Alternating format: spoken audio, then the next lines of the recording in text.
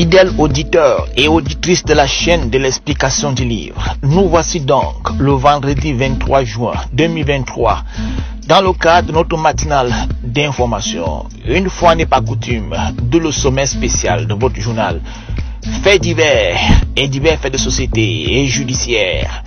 Irruption de quelques abeyons à P430 il y a 2 jours avec à leur tête un apacheur en immobilier. Un certain Dingsou Wangtoa Gilbert Olivier qui serait activement recherché et poursuivi pour des motifs d'atteinte à la propriété d'escroquerie foncière dont on soit transmis du chef de la division régionale de la police judiciaire du littoral indique qu'il est susceptible d'être poursuivi pour les motifs suscités. À l'attention du procureur de la République près du tribunal d'instance de la Sanaga maritime. C'est Gilbert et son confrère qui ont subitement eu des envies obsessionnelles de diriger une véritable gangrène qui torture les esprits de beaucoup d'arrivistes qui ne comprennent rien à la théocratie ou à la vie chrétienne.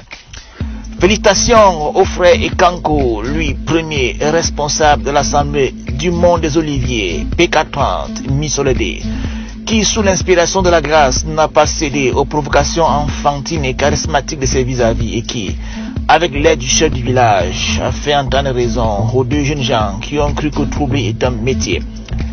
Abandonnons les affaires d'apacheurs de terrain pour les judiciaires et faire remarquer que le chemin de croix se poursuit respectivement au tribunal de premier instant de Yaoundé, centre administratif où rien ne va plus. Rappelons que Sieur Tchana Tchami Dante Landry avait saisi le tribunal pour annulation des résolutions du conseil d'administration du 12 mai d'Ayos, résolution qui l'excluait du conseil d'administration pour rafraîchir nos mémoires, nos mémoires, de même que le pasteur Innocent Kouli.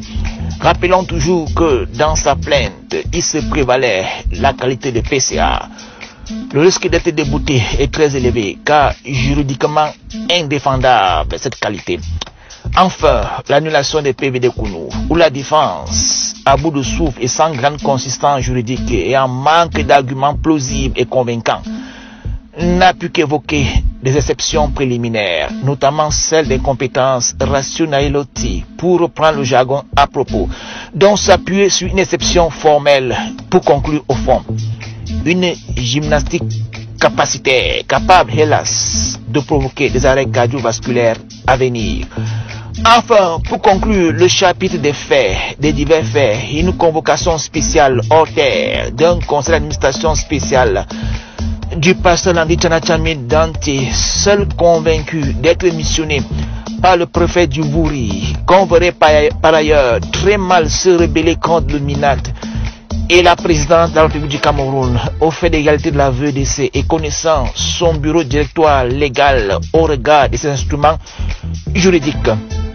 Convocation qui ressemble beaucoup plus à un acte de communication existentielle qu'une rencontre sérieuse. Fin du sommaire, journal embryonnaire et place à la suite avec la chronique spéciale de ce vendredi.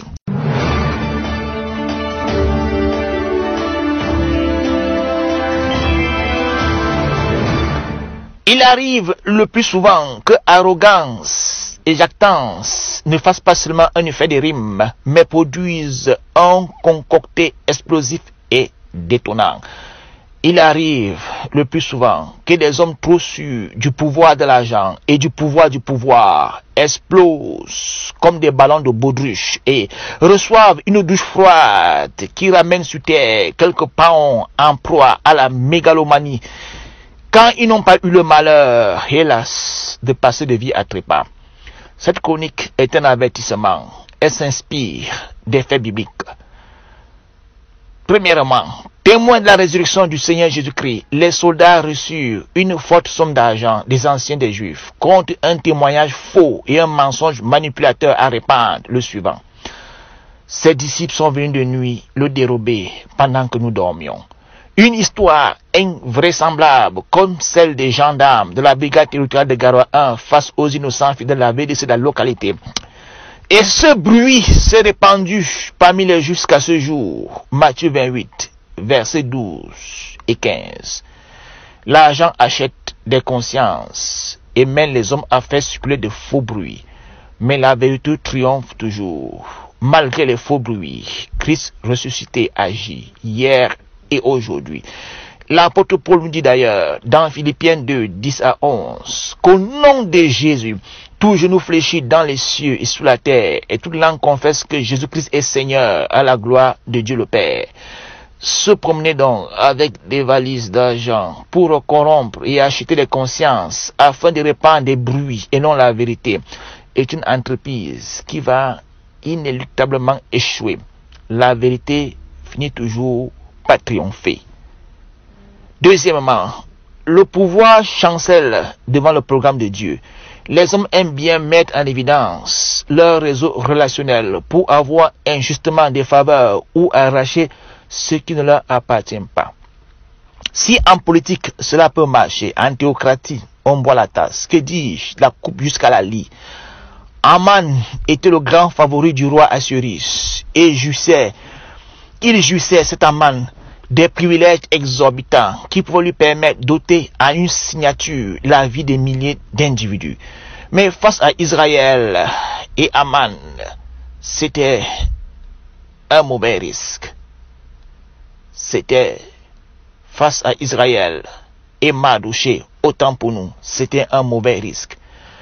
Mais l'orgueil et la suffisance l'ayant engagé au point de jurer sur la paix du peuple de Dieu, de par son poste de numéro 2 du royaume, c'est à un poteau pendu que se résuma sa vie. Titre, honneur et privilèges s'évanouir en un jour. Ceux qui s'appuient donc sur des relations humaines et mondaines pour essayer de profaner l'œuvre de Dieu doivent se rappeler que Dieu peut humilier quiconque s'élève contre son œuvre et son peuple. Le numéro 2 d'un puissant royaume de 127 provinces a fini au bois. Faisons attention. Dieu n'a aucun adversaire de taille. Lisons attentivement le livre d'Esther pour s'en convaincre. Fin de votre matinale qui a bénéficié de la disponibilité de l'équipe technique conduite par le grand Saint-Faux. C'était une présentation du petit-fils de l'autre, Aloulé Eric Dolly. Nous vous donnons rendez-vous à la semaine prochaine par la grâce de Dieu et vous exhortant à continuer de vous abonner sur nos plateformes numériques YouTube et Facebook. Commentez et likez. À plus dans la paix de notre Seigneur Jésus-Christ.